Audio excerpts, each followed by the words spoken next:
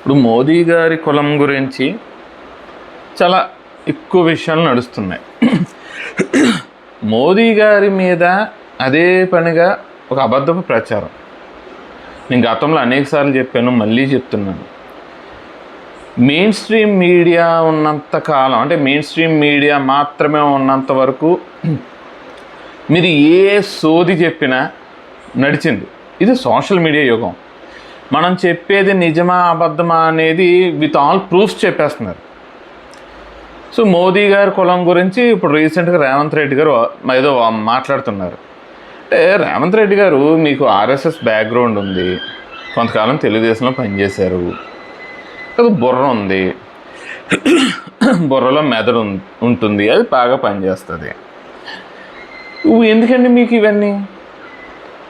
అంటే కాంగ్రెస్లోకి వెళ్తే బుర్రలు పాడైపోతాయా, లేదంటే యథా రాజా తథా ప్రజలాగా మీ నాయకుడు రాహుల్ గాంధీకి బ్రెయిన్ ఎదుగుదల అనేది 10వ ఏటలోనే మనిషి ఎదిగాడు, కానీ బ్రెయిన్ ఎదుగుదల 10వ ఏటలోనే ఆగిపోయింది. 10 సంవత్సరాల వయసు ఉన్నప్పుడు బ్రెయిన్ ఎదుగుదల ఆగిపోయింది.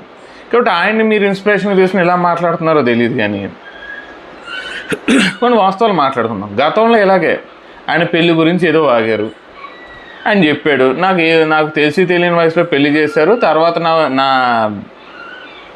ఆలోచన ఏంటనేది అందరికీ చెప్పాను, అందరి సమ్మతి మీద నేను వెళ్ళిపోయాను అని చెప్పారు. ఆయన భార్య బంధువులు అందరూ అదే చెప్పారు, నోరు మూసేశారు, అయిపోయింది కదా. తర్వాత ఏంటి, ఆయన చదువు గురించి ఏదేదో వాగారు, కోర్టులకు వెళ్ళారు. అరవింద్ కేజ్రీవాల్ కోర్టుకు వెళ్తే కోర్టు చెవాట్లు పెట్టి 25,000 రూపాయలు ఫైన్ కట్టారు. ఇప్పుడు ఆయన కులం ఏంటంటే మోద్గాంచి, ఇది ఆయన కులం. అంటే మన సైడు ఆంధ్ర తెలంగాణలో తెలకలు అంటారు. అంటే ఇప్పుడు తెలకలు బీసీలు కాదనా మీ ఉద్దేశం? అలా వీళ్ళని ఎవరు కలిపారు? ఎప్పుడు జరిగింది? 1999లో మండల్ కమిషన్ ఒక సర్వే చేసింది. ఆ సర్వే రిపోర్ట్ని పెట్టి దేశవ్యాప్తంగా మోద్గాంచి అనే కులపు వాళ్ళు చాలా వెనకబడి, ఆర్థికంగా సామాజికంగా చాలా వెనకబడిపోయి ఉన్నారు, కాబట్టి వీళ్ళని ఎట్టి పరిస్థితుల్లోనూ ఓబీసీలో చేర్చవలసిందే అని ఆయన మండల్ కమిషన్ ఒక సర్వే చేసి రిపోర్ట్ ఇచ్చింది. దాని ప్రకారమే 1999 అక్టోబర్లో ఈ మోద్గాంచి అనే కులాన్ని బీసీలో చేర్చారు. ఇది ఒక గుజరాత్లో కదా, దేశవ్యాప్తంగా జరిగింది. దేశవ్యాప్తంగా ఉన్న మోద్గాంచి అనే కులస్తులందరినీ ఓబీసీలో చేర్చారు. ఇప్పుడు 1994లో ఎవరండి అధికారంలో ఉన్నది? 1994లో ఎవరు అధికారంలో ఉన్నారు? గుజరాత్లో ప్రభుత్వం కాంగ్రెస్ ప్రభుత్వం. రేవంత్ రెడ్డి గారు ఏమంటున్నారు, ఆయన ముఖ్యమంత్రిగా ఉండగా చేసుకున్నారండి. అదే అంటున్నా, కాంగ్రెస్లోకి వెళ్ళాక బుర్రలు పాడైపోతాయి. అప్పుడప్పుడు కొంచెం చెక్ చేయించుకుంటూ ఉంటుంది బ్రెయిన్స్ని. పైగా ఆ టైంలో నరేంద్ర మోదీ గారు నాకు తెలిసినంత వరకు భారతీయ జనతా పార్టీ జాతీయ ప్రధాన కార్యదర్శి, అంటే నేషనల్ జనరల్ సెక్రటరీగా ఉన్నారు. 2001-2002 సంవత్సరంలో ఆయన ఈ జీవో ఏదైతే ఉందో, అంటే మోద్గాంచి కులస్తుల్ని బీసీలో చేర్చే జీవో ఏదైతే ఉందో దానిని గుజరాతీ భాషలోకి ట్రాన్స్లేట్ చేశారు అంతే. 1994లో ఎవరు ప్రధానమంత్రి ఎవరు? పివి నరసింహారావు. పివి నరసింహారావు అంటే ఎవరు? కాంగ్రెస్ కదా అధికారంలో ఉంది.